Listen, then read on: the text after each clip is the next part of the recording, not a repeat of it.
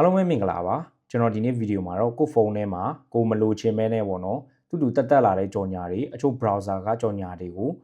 ဒီနည်းနဲ့ပိတ်ပြတော့ပါမယ်တခါလေဒီကြော်ညာတွေကိုကျွန်တော်တို့ကနှိပ်မိလိုက်ရင်ပေါ့နော်ကိုယ့်ဖုန်းမှာအခက်မသိရင် virus ပါကိုက်သွားနိုင်ပါတယ်ဒီနည်းကတော့ကျွန်တော်တို့ဘာ software မှလည်းတွင်းစရာမလိုဘူး setting ထဲကနေဒီရဲ့နည်းလေးတစ်ခုကိုသွားလုပ်လိုက်ရုံပါပဲအရင်ဆုံးကျွန်တော်တို့ setting ထဲကိုသွားလိုက်ပါပြီးရင် connection ဆိုတဲ့ဟာကိုလိုက်ရှာပါတော့ဒီထိပ်ဆုံးက connectionကျွန်တော်တို့အချို့ဖုန်းတွေမှာတော့ network and internet ဆိုပြီးပေါ်နေပါလိမ့်မယ်ဒီရဲ့ connection ဆိုတာတစ်ချက်လောက်နှိပ်ပေးလိုက်ဒီနေရာမှာကျွန်တော်တို့ပေါ့နော်အောက်ကိုဆွဲချလိုက် DNS ဆိုတဲ့စာသားကိုလိုက်ရှာပေးပါ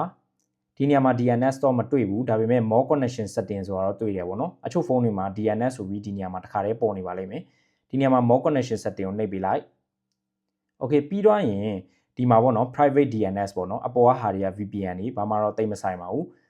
ဒီနေရာမှာ DNS ဆိုတဲ့စာသားကိုပဲလိုက်ရှာဒီဒုတိယတစ်ခုပေါ့နော် private DNS ဆိုပြီးတွေးလိုက်မယ်ဒါကိုတစ်ချက်လောက်နှိပ်လိုက်ပြီးရင်ဒီနေရာမှာရွေးစရာ၃ခုရှိမယ်ပေါ့နော် off လုပ်မလား automatic လုပ်မလားဒါမှမဟုတ်ဒီအောက်ဆုံးတစ်ခုပေါ့နော်ကျွန်တော်အောက်ဆုံးတစ်ခုရွေးမယ် private DNS provider hostname ဆိုပြီးတော့တစ်ချက်လောက်ရွေးပေးလိုက်မယ်ပေါ့နော်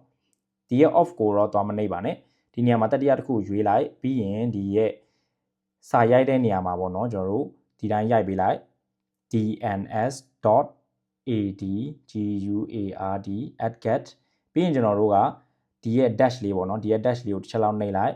ပြီးရင်ဒီနောက်မှာ dns.com ဒီလိုမျိုးတစ်ချက်လောက်ရိုက်ပေးလိုက်ပေါ့နော်ပြီးရင်ကျွန်တော်တို့ save ဆိုတာလေးကိုတစ်ချက်လောက်နှိပ်ပေးလိုက်ပါဒါဆိုရင်ကျွန်တော်တို့ရဲ့ဖုန်းထဲကိုဘယ်ကြော်ညာမှတက်နိုင်တော့မှာမဟုတ်ပါဘူးဒါပေမဲ့တခုတော့ရှိရဲကျွန်တော် YouTube ကကြော်ညာတွေကိုဒီနည်းနဲ့ပိတ်လို့မရပါဘူး browser ကကြော်ညာတွေကိုတော့ဒီနည်းနဲ့လုံးဝပိတ်လို့ရပါတယ်ကိုယ့်ဖုန်းထဲကိုလုံးဝတက်လာတဲ့ကြော်ညာတွေဒီနည်းနဲ့လုံးဝပိတ်လို့ရတယ်ပေါ့နော်ဒါဆိုရင်အားလုံးပဲအဆင်ပြေကြပါစေကျွန်တော်တို့နောက်ထပ်ဗီဒီယိုမှာပြန်တွေ့ကြမယ်နောက်ဗီဒီယိုအတွက် HMC1 ကို like follow နဲ့ subscribe လုပ်ထားလို့ရပါတယ်